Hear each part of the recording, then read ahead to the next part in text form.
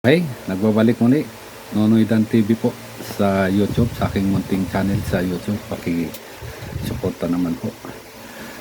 Ito, balik natin yung usapin diyan sa WP West Philippine Sea. Yung kay Attorney J. Patumbakal, yung isang expert sa law of the sea, na bukod pala sa 200 nautical miles from the baseline, from Panatag Sur o yung kalupaan ng Palawan, meron pa palang 300 nautical miles yan na high seas. High seas ba? Walang nagmamayari na yan. Ang problema, itong Vietnam, talagang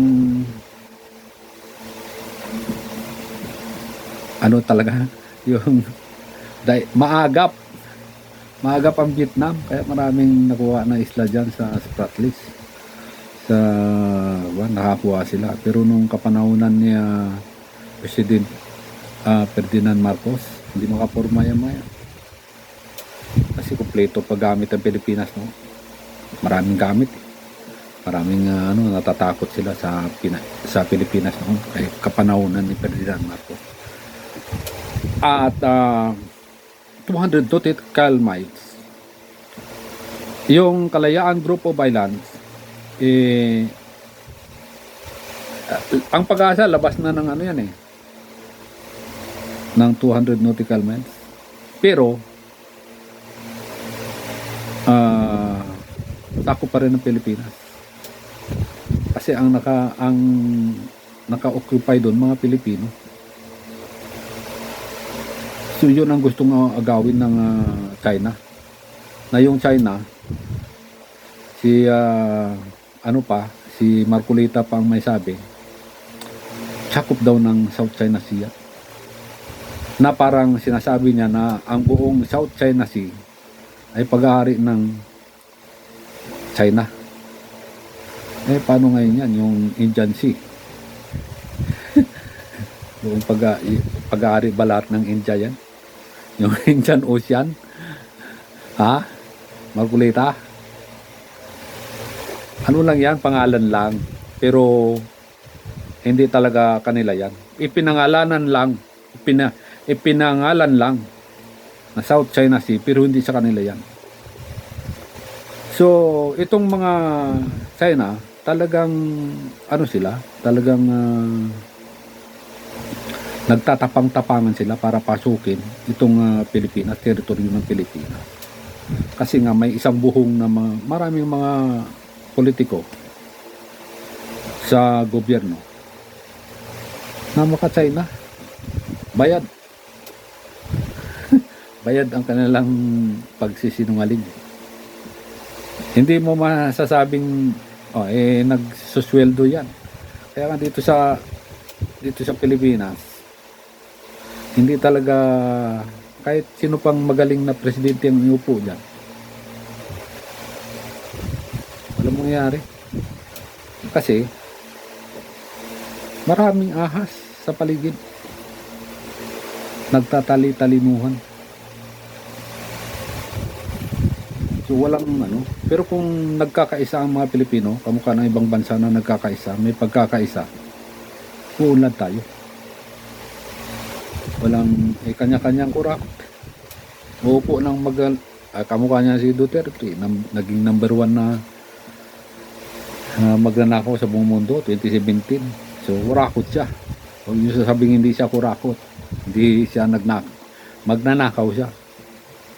Huwag niyo sabing walang ninakaw yan. Sa tagal na niya dyan sa Hague at nagbabayad ng professional fee sa kanyang abogado na milyon ang ibinabayad. Kung mahirap yan at simple lang buhay niya, sino naman ang magpipinance sa kanya, sa kaso niya? Yan ang reality, real talk. Kasi Duterte, hindi mahirap, hindi simple. Lang yun, yung front niya lang yung mga pakula-kulambo at kumakain pa kamay-kamay kung ano-ano mga monggo-monggo nakain.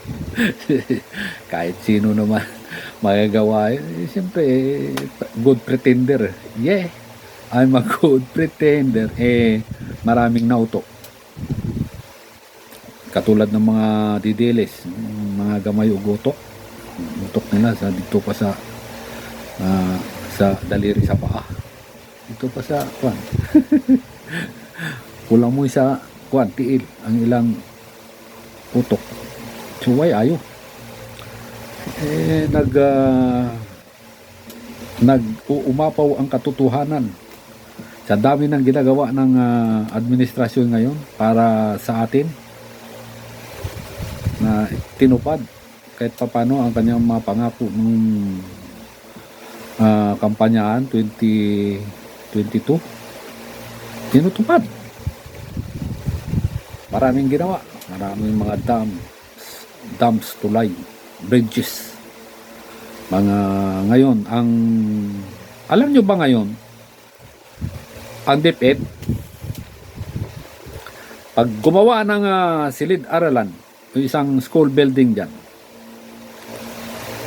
hindi na DepEd lang ang nandyan na yung provincial government. Papasok ang provincial government. Hindi nila pwedeng ito magtatayo kami wala kang pakialam dito. May pakialam na ngayon ang probinsya o ang mga local government unit. Kasama na sila ang mga inspector. Binalik yung ganong patakaran dati na kasama ang local government ang mag-inspeksyon sa mga itinatayong mga infrastructure project sa kanilang mga lugar. Hindi na sila bulag ngayon, hindi na sila yung paningit. Ngayon talagang totoo na sila kasama na. Mayari nagkaroon ng kontraktor ng DepEd. Ang DepEd saka yung kontraktor nag-usap, mag-deal. Noon kay Digong, yun. Walang pakialam yung hindi kasama yung local government. Pero ngayon meron na. Nandyan na yung provincial government na magkakasama nila sa usapin ng pagpapatayo ng mga eskwelahan. So, at bawat inihimay, bawat bawat talata niyan ng kanilang kontrata na walang makakaligtas na anumang kabalbalan. Ngayon yon. Ngayon ang mangyayari at hindi bibigyan ng pondo ng DBM, Department of Budget and Management, ang isang proyekto kung hindi kasali ang provincial government. Kasi pag pumalpak, kasama na yung probinsya sa mabubukulan. Hindi magtuturuan yan. Kasi kami, kunyari, inspector yung local government, yung mayor doon. In-inspeksyon. Kulang sa kulang sa simento. Hilaw sa simento, kulang sa bakal. Babagsak yan. Hindi po pwede yan. Palitan nyo. Hindi ganyan yan. Lagyan nyo ng maraming bakal. Tsaka yung tapangan nyo ng simento. Ganun ang ngayon. Balik tayo dito sa flood control. Yung dam sa Zamboanga del Sur. Yung problema ng mga magsasaka doon. Ngayon, nasolusyonan. Dahil dati 2 gate lang ang dam doon, maliit lang. Kaya pagdating ng tag-init, wala na silang tubig. Hindi sila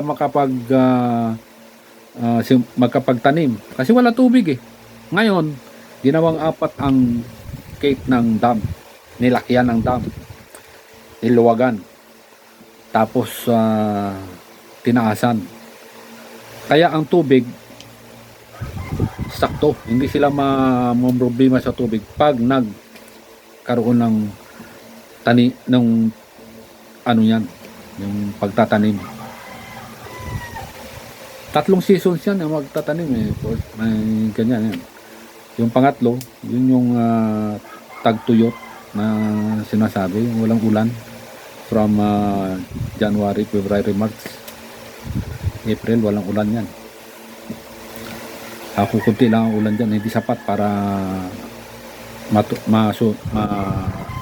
resolve ang kanilang kakulangan sa tubig. Kaya nilakyan nila ang dam. Ngayon nagpapasalamat, nag-uumapaw ang kanilang kaligayahan kasi nga sa ipinagawang dam ni Pangulong Bongbong Marcos diyan sa Zamboanga del Sur. Hindi ko lang alam kung saan doon, anong pangalan yung nakalimutan ko eh. Pero meron na yan. Mag-search lang kayo dyan sa YouTube, kikita. So ganun lang mga kaibigan. Ngayong last 2 years pa si Pangulong Bongbong Marcos, marami pang magagawa. Sana yung papalit sa kanya kung isusulong pa rin yung kapakanan ng mamamayan, hindi yung sa bulsa kung naupo yung isang Duterte ang maupo, disgrasya abutin natin. Sureball yan. Hindi tayo susulong, atras na naman tayo. So doon lang, dito muna magtatapos. Yung huwag kalimutan, suportahan na aking YouTube channel. Munting channel lang yan, maliit lang yung aking subscriber. Sana suportahan niyo naman. Salamat po.